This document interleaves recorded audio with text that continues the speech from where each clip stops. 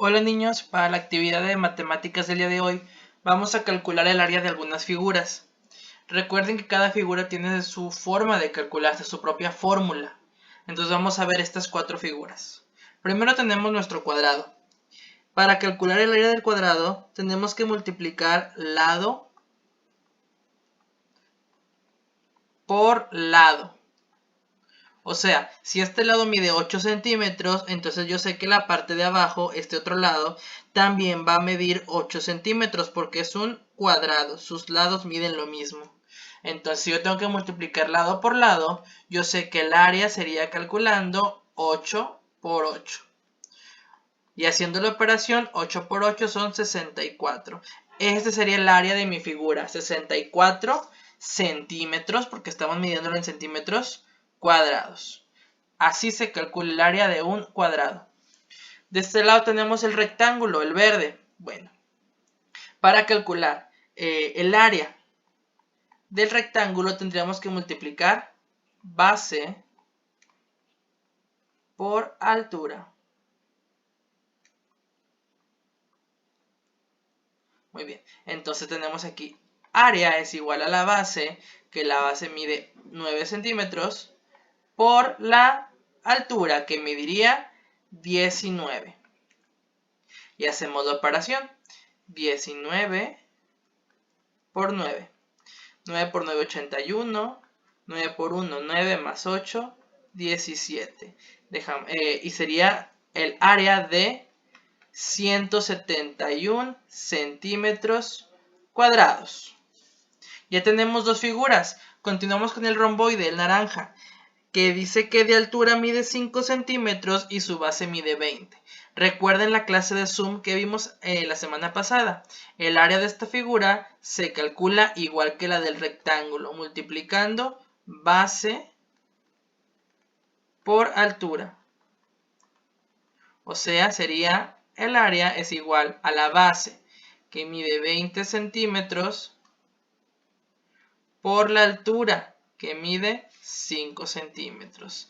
Y tendríamos que hacer la multiplicación. 20 por 5. 5 por 0, 0. 5 por 2, 10. El área sería de 100 centímetros cuadrados. ¿Ya vieron? Estos tres, para verlo así, se calculan igual, multiplicando su base por su altura, o el cuadrado que es lado por lado, que también sería base por altura. Entonces se calculan de la misma forma. Pero tenemos los triángulos como este amarillo que tenemos abajo, se calcula diferente. Se calcula multiplicando la base por la altura, y este resultado lo tendríamos que dividir entre 2. Entonces el área sería la base, que mide 19, por la altura, que mide 10, y todo esto se divide entre 2. Y sabemos que 19 por 10, recuerden la regla del 10, solamente quito el 0 y se lo pongo acá, serían 190 entre 2. O sea, sería 190 entre 2. 2 porque me da 19. Por 9. 9 por 2, 18. Hago la resta, 19 menos 18, 1. Bajo el 0. 2 porque me da 10, 5. 5 por 2, 10. 10 menos 10, 0. O sea, serían, el área es de 95 centímetros cuadrados. Recuerden que cuando calculamos el área de un triángulo hay que dividirlo entre 2. Base por altura entre 2. ¿Sí? Esto les va a servir para hacer la actividad de matemáticas del día de hoy. Muy bien, niños. Y en cuanto a la actividad de historia, vamos a realizar esta actividad. Vamos a leer la página 82 y 84 del libro de historia. Y vamos a completar este texto de abajo. ¿Ven estos 8 puntos? Los vamos a completar utilizando estas palabras que vienen arriba. Recuerden, vamos a usar estas palabras. Si la palabra que ustedes piensan que va ahí no está en esta lista, quiere decir que está incorrecta, así que hay que revisarlas bien. Solo podemos usar estas palabras y no se repite ninguna. Solo se va a usar una vez cada uno. Ahora, para esto vamos a leer la página de 82 a 84 del libro de historia. En estas páginas viene el subtítulo que se llama Las diferencias políticas entre los liberales y la consolidación de la dictadura de Porfirio Díaz. Recuerden que hasta donde habíamos visto, habíamos platicado que en la primera mitad del siglo XIX hubo conflictos entre liberales y conservadores. Estaban en una constante lucha. ¿Y quiénes ganaron? Pues los liberales, que además de vencer a los conservadores, también derrotaron al ejército francés. Y recuerden que al final Benito Juárez quedó como presidente de México, ¿verdad? Entonces, ahora, los liberales que habían ganado también tuvieron sus diferencias entre ellos. O sea, dentro de los liberales se hicieron dos grupos. Recuerden que siempre en historia que vemos pasa eso. Cuando un grupo gana, tienen ideas diferentes dentro del grupo y se separan. Bueno, es lo mismo que pasó aquí. Los liberales se separaron en dos grupos. Por una parte estaban los civiles que acompañaron a Benito Juárez desde la Guerra de Reforma y por otra parte estaban los militares que adquirieron prestigio durante la intervención francesa y ellos eran encabezados por Porfirio Díaz. Estos últimos eran más jóvenes y tuvieron una visión distinta sobre cómo se aplicaban las reformas liberales. Por ejemplo, ellos querían una mejor relación con la iglesia y también querían reorganizar la economía nacional y la institución del gobierno. Bueno, para 1867, Juárez volvió a ser elegido presidente por medio del voto. Volvió a ganar por un periodo de 4 años. Con ello se prolongó el mandato que ejercía desde 1858. Ya ven, volvió a ser presidente Juárez. Y en 1871 Juárez se postuló otra vez para volver a ser presidente. Ahora no se puede, antes sí se podía. Podían ser electos varias veces para ser presidente. Bueno, entonces Juárez se postuló, ¿sí? Y sus contendientes con los que luchó, por así decirlo, los otros que podían votar, era Sebastián Lerdo de Tejada y Porfirio Díaz. Juárez ganó, triunfó en estas elecciones.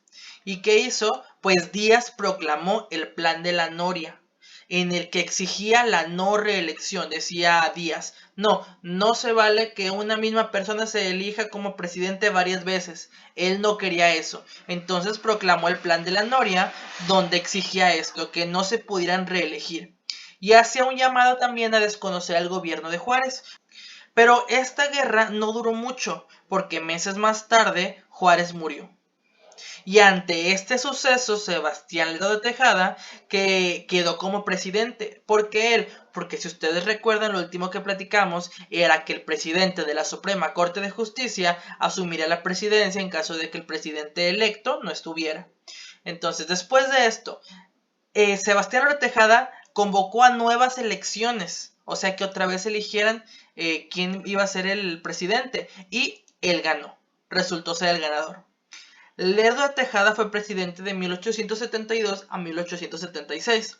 Durante su mandato se enfrentó a la iglesia porque él quiso aplicar con rigidez las leyes de reforma, o sea, ser muy estricto con las leyes de reforma, que decían que la iglesia tenía que estar separada del gobierno. Entonces, eso no le gustó a la iglesia y tuvieron un enfrentamiento ahí. Asimismo, impulsó el federalismo, la separación y el equilibrio de los tres poderes, la participación pública mediante el voto y el respeto a los derechos civiles. Terminó su periodo y Lerdo buscó reelegirse de nuevo. Quería volver a ser presidente, lo cual provocó la inconformidad del Congreso y de Porfirio Díaz. Este volvió a levantarse en armas y se puso al frente del plan de Tuxtepec, en el que exigía de nueva cuenta la no reelección, que no pudieran elegirse otra vez como presidentes.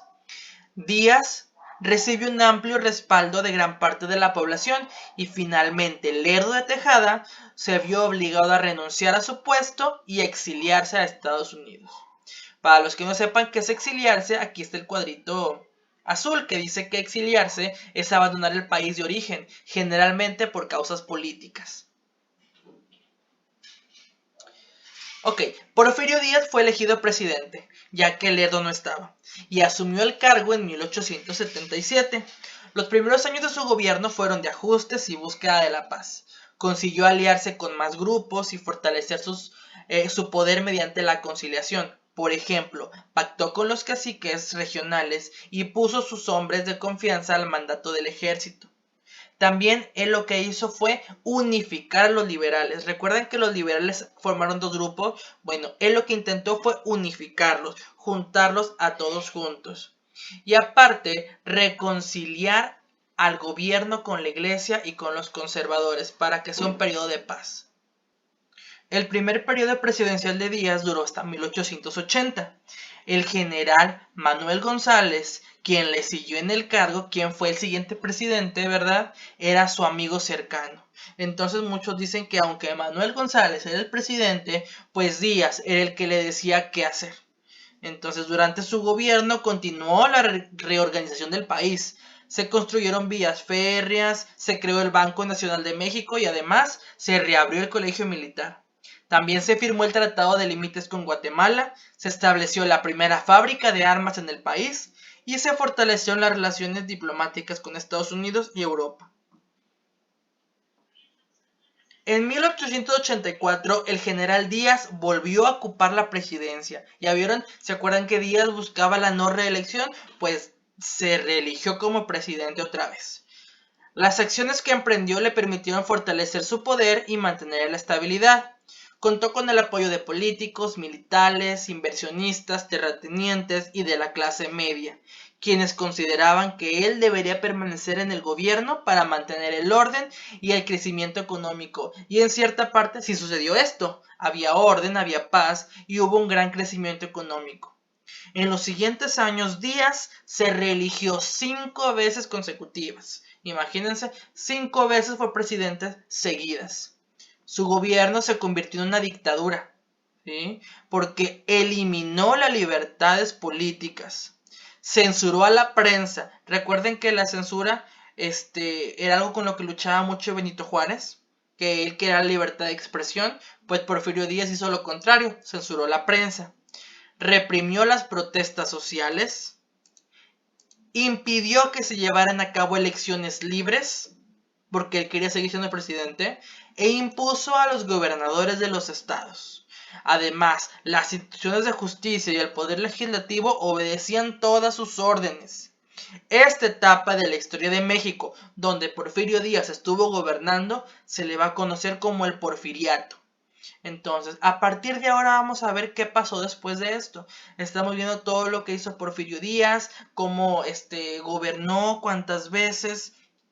Entonces, a partir de aquí vamos a ver que continúa en historia. Es un tema muy interesante y si ustedes lo notan, viene junto o viene enlazado con todo lo que ya vimos de los liberales, los conservadores, de Benito Juárez, de los franceses. Todo viene junto, es como una historia, como un cuento, ¿verdad?